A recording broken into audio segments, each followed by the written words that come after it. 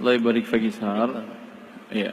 Bila sudah tahu pemenangnya, kemudian juga harus bikin tender, harus masuk segala macam, buang-buang waktu dan uang atau tidak?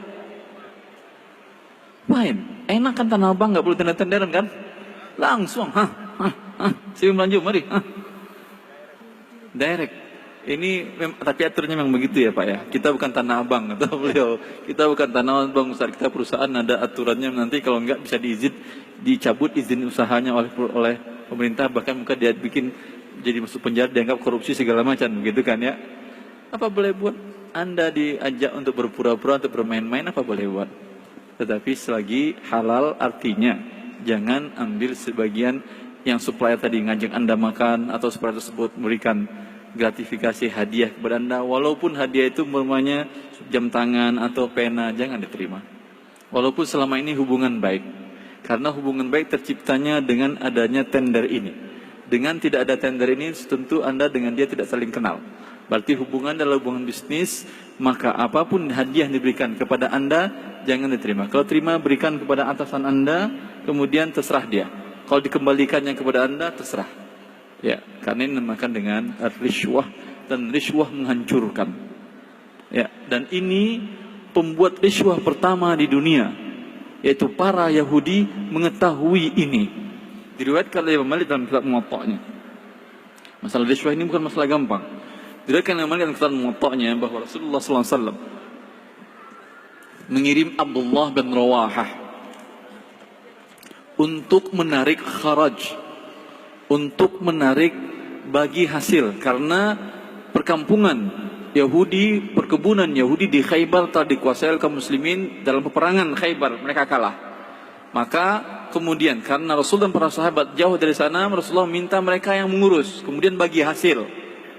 Ketika Rasulullah mengutus Abdullah bin Rawahah ke sana untuk menarik bagi hasil tadi, kata mereka berkumpul besar-besar, ramai-ramai, para pendetanya, para tokohnya, lalu menyambut dengan gerab-gerab gembira kepada Abdullah bin Rawahah. Tujuannya apa? Baru Abdullah datang mengatakan, Abdullah bin Rawahah ketika datang dia mengatakan, para pendeta itu mengatakan, ini hadiah untukmu.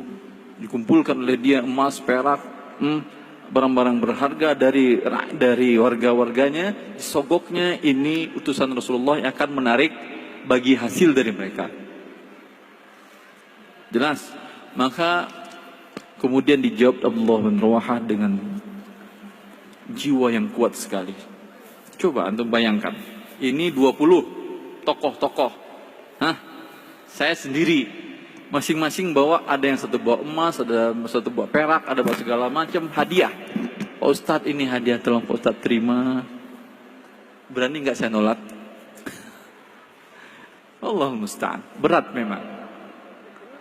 Tetapi Abdullah bin Rawahah, karena sahabat Rasulullah, di tempat Rasulullah SAW, dengan sangat gampang dia mengatakan, ya ma'syarul Yahud, wahai orang-orang Yahudi, wallahi innakum la abghadu khalqillah ilayya, kalian adalah umat yang paling kebenci. Allahu Akbar. Ente sendiri ini 20 orang para tokoh, belum di belakangnya rakyatnya, tetap dia bilang begitu.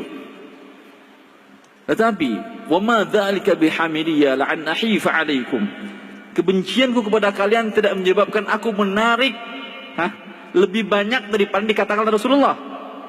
Rasulullah bilang bagi dua, saya tidak akan tarik lebih dari 1/2. Jangan kalian takut, saya tidak akan menzalimi kalian.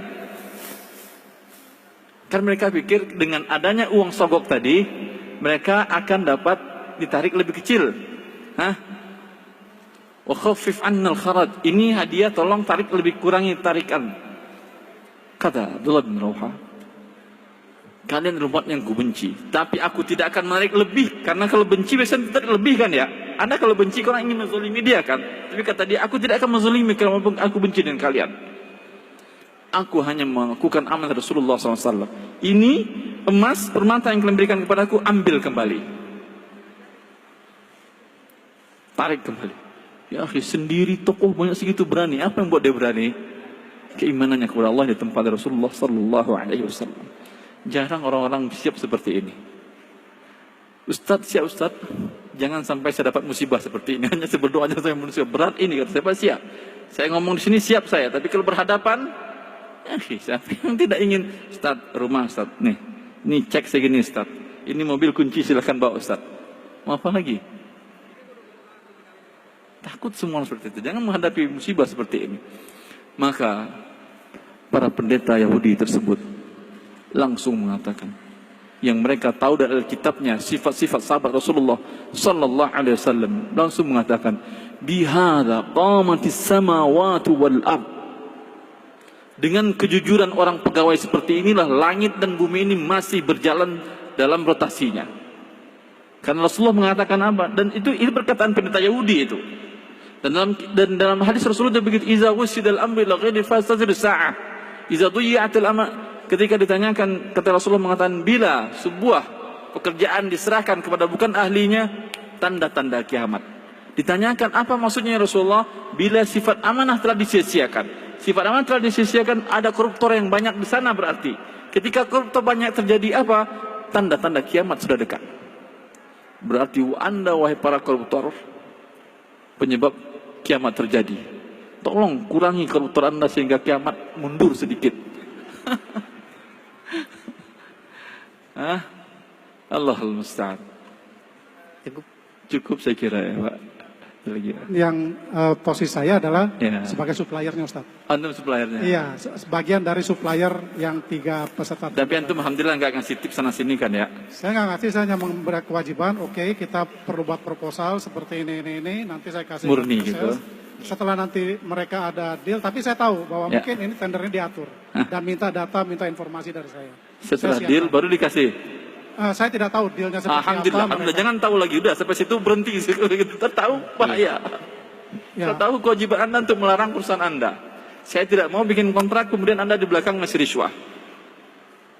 Agar perusahaan Anda tetap terus berdiri. Dan bukan perusahaan Anda saja, langit dan bumi kita pinjak ini agar tetap berdiri. Bila tidak hancur kita ya akhi. Kalau kita tahu Ustaz, gimana Ustaz? Oh ini ternyata ada. Wajib Anda menasihati mereka. Dan sekira setahu saya, sampai pun perusahaan non-muslim ketat dalam masalah ini. Peraturan gratifikasi ini apakah milik muslim saja? Bahkan di sebagian negara kafir yang komunis, lebih ketat daripada negara muslim. Sedikit saja langsung dipecat. Karena dia tahu ingin menghancurkan usaha dunianya. Dia yang cari di dunia. Kita yang kita cari bukan dunia saja. Orang yang mencari dunia saja ketat dalam hal ini. Maka kita mencari dunia dan akhirat harus lebih ketat dalam hal ini. Maka bila Anda tahu, kewajiban menasihati. Katakan kepada mereka, saya nggak siap seperti ini.